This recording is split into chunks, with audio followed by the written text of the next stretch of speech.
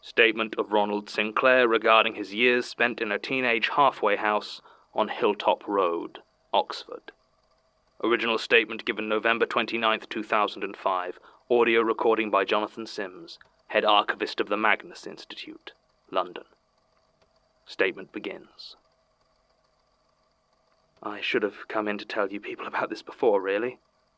I heard about your institute back in the 80s, and I thought, should I tell them? But I didn't.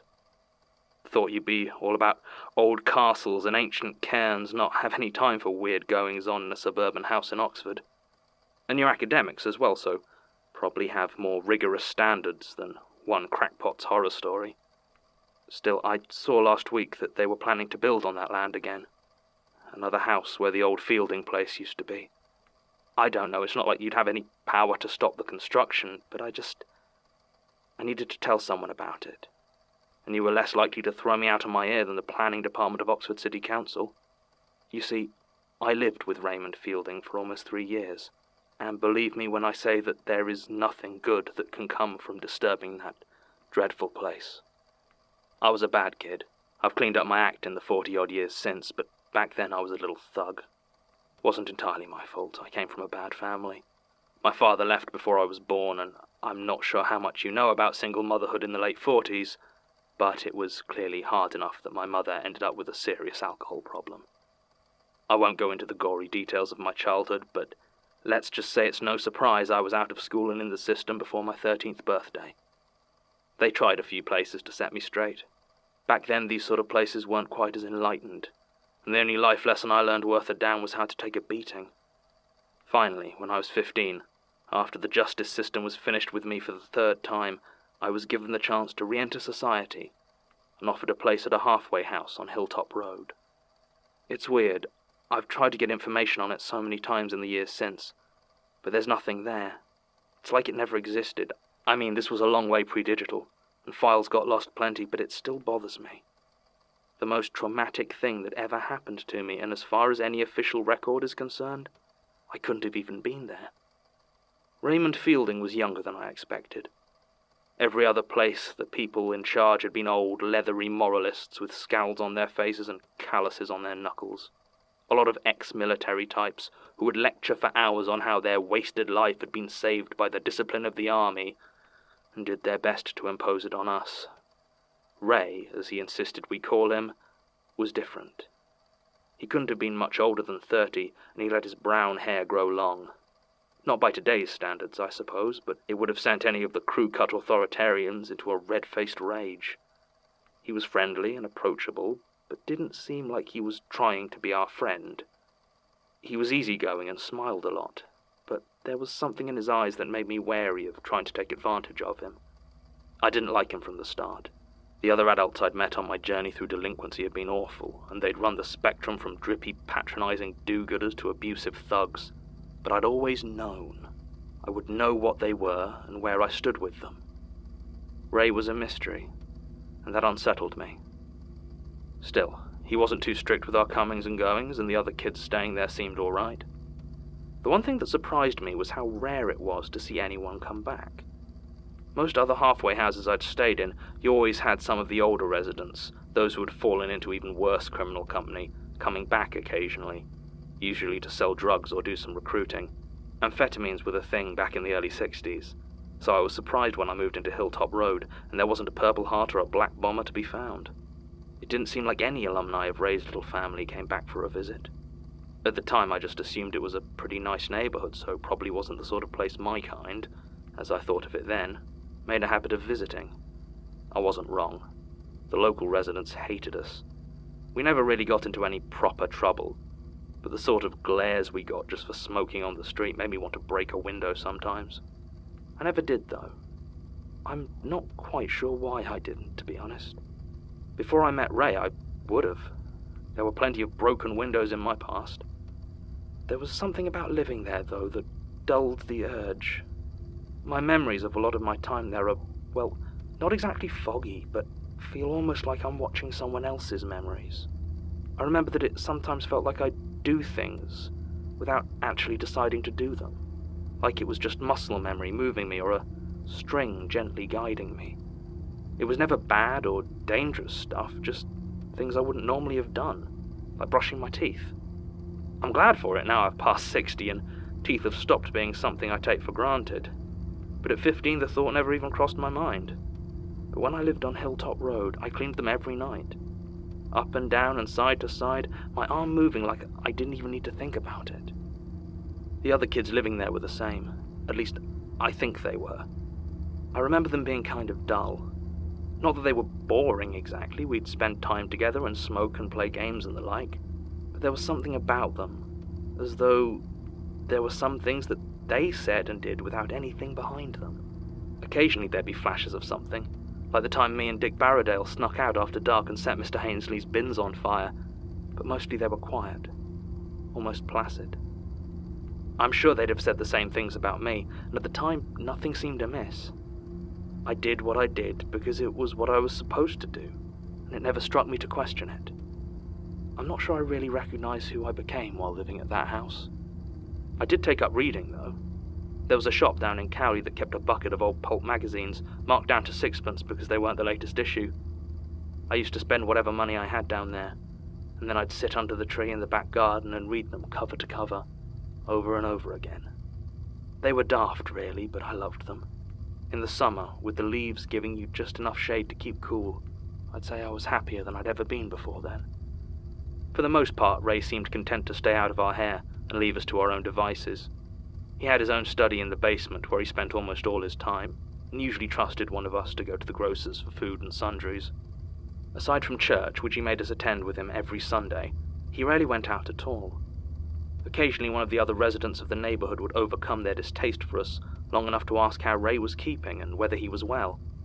I gradually got the sense that, with the exception of the teenagers staying at his house, Raymond Fielding was something of a recluse. A well-liked recluse, certainly, but to see him leave the house on any day other than a Sunday was quite a remarkable thing. Aside from church, there was one other regular activity that he always insisted we take part in. We generally ate our meals in the dining room, which was a bit cramped sometimes, as when full there were 8 of us in the house aside from Ray, and the table was barely big enough. On Sunday evenings, however, we'd all gather for the evening meal, and before we sat down to eat, he would remove the bright white tablecloth that covered it, and we'd gather around the dark wood. I remember it was carved in all sorts of strange, swirling designs and patterns. It felt like if you picked a line, any line, you could follow it through to the center to some deep truth if only your eye could keep track of the strand that had caught it. The center of the table looked at first like it was simply part of the wooden top, but if you looked closely, as I did so often, you could see an outline marking the very middle as a small square box, carved with patterns just like the ones that laced their way over the rest of the table. I don't remember how long we sat around the table those evenings, nor do I have any memory of what we might have eaten.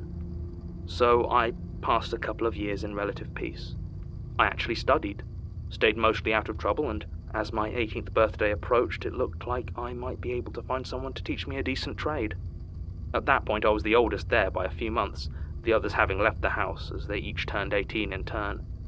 A suited man would come around, though rarely the same one twice.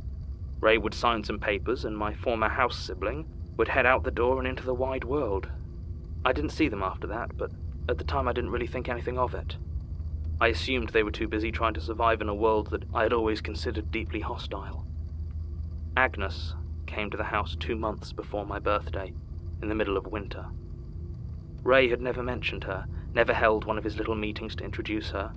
She was just suddenly in the house one day, and no one really thought to question it. She was younger than the other kids, maybe 10 or 11 years old, and didn't talk much. She had a small, sharp face, and long brown hair always braided into 2 tight pigtails, which she would twirl around her fingers whenever you tried to talk to her. I'll admit she was a bit spooky, looking back on it, but to be honest, at the time I never really questioned it, the same way I never really questioned any of it. She never came to church, though. Never sat around the dinner table when it was uncovered. Whenever Ray came in the room and she was in there, he would often just turn around and leave. And once I could have sworn that he looked at her with something in his eyes that, even in my dulled state, I recognized as fear.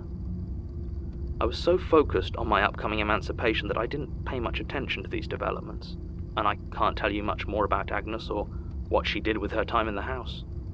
All I know is that when the man from the Children's Committee came with the papers for Ray to sign, she was standing at the bottom of the stairs, watching me with an expression that looked almost playful. Ray signed the documents to remand me fully back to state custody. The age of majority back then was 21, but from 18 I was expected to be finding work and accommodation on my own. It was all a bit surreal, watching pens sign my life into its different stages without holding any of them myself. As the man in the suit told me to follow him in a clipped BBC accent, Agnes walked over and gestured for me to lean down and listen to her. I did so, but instead of a conspiratorial whisper, she just gave me a quick kiss on the cheek, then ran off down the hall. I stood there for a moment confused, before my temporary guardian once again instructed me to follow him. I did so, and the cold air of the outside hit me like a slap across the face. We walked for a few minutes to the end of the road, and I felt as though my meagre suitcase was almost frozen to my hand. He told me to wait there while he brought his car around, then disappeared down a side street.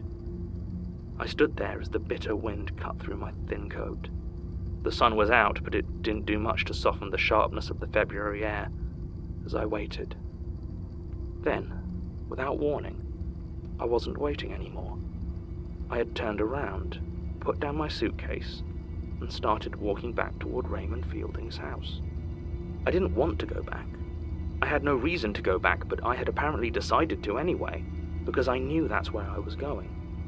After 2.5 years, I was rather used to this feeling, but there was something else there this time, something in the back of my mind, a frantic, scuttling terror. It didn't do any good, though. I was returning to Hilltop Road, no matter what I might feel about it.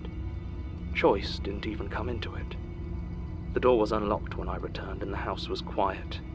My eyes darted around, looking for anyone who might be able to tell me what was going on, why the fine threads that pulled me through my life had dragged me back here, but I was alone. I walked over to the door that led down into the basement into Ray's study, and I was suddenly struck by the realization that nobody other than him had ever gone inside, at least not to my knowledge. Nonetheless, I reached up and turned the handle. It twisted silently, and the door swung open, revealing a set of stairs leading down. Light bulbs in spherical lampshades lit the way, and the thought struck me that, given how much time Ray spent down here, it was surprising how many cobwebs there were. They covered every corner and lightly coated part of the walls. As I headed down the stairs, closing the door behind me, I saw even more, and came to the unsettling realization that what covered the bare bulbs were not, in fact, lampshades, but were instead thick clumps of cobweb. The sight that greeted me when I finally reached the bottom of the stairs was about as far from what I had expected as it could possibly have been. Rather than a study filled with books, papers, desks, or the like, the room was large and almost empty. The walls and ceiling were bare earth, and it looked more like a burrow than anything else. In the center of the room stood that strange, hypnotic table, though how he had gotten the heavy wooden thing down here was beyond me. The whole place was covered with a thick gossamer of spider's web, and in the thick clumps around the edges of the chamber I saw shapes I recognized. Doris Hardy, Dick Barradale, Greg Montgomery, the older ones who had left the house before I had. They lay still now, wrapped in their sticky cocoons. Their bodies seemed warped and bloated in a way I didn't recognize. But that's only because at that point in my life, I had never before seen a spider egg sac. In the chair sat Raymond Fielding. He looked the same as ever, that placid, unreadable smile still on his face. His brown leather coat seemed to shift around his body. The texture in the dim light seemed more like coarse fur. He didn't say anything, just watched as I continued to make my way towards the table. For all the terror strangling my heart at that moment at the discovery of the grotesque fate of my friends, I could still feel the bland, uncaring expression on my face, and found myself stood in front of the table as though nothing whatsoever was wrong. I reached over and pulled the wooden square from the center of the table. On its own it appeared to be a small wooden box, and the lid opened smoothly as my hands moved in a practiced motion. Inside was an apple, green and fresh, and still wet with morning dew. I knew I was going to eat it. I could feel tears desperately trying to push themselves out of my eyes, but I instead decided not to cry. I placed the box down on the table, reached over, and picked up the apple. All at once my cheek erupted in pain. It was like someone had pressed a hot branding iron into my face, and I could swear that I heard the flesh sizzle as I let out a scream and fell to my knees. I raised my hands to my face and realized in that moment two very important things. The first is that my face seemed to be untouched, and I could feel no injury or burn. The second was that raising my hand had been a truly voluntary act. I had willed it myself, and whatever power had been gripping me, tugging me into its web, I was free of it. I looked at Raymond Fielding, whose face finally had a real expression on it, one of confusion and anger. As he stood up, I saw small, twitching shapes tumbling out of his jacket, and I ran up those stairs, out the door and away into the night.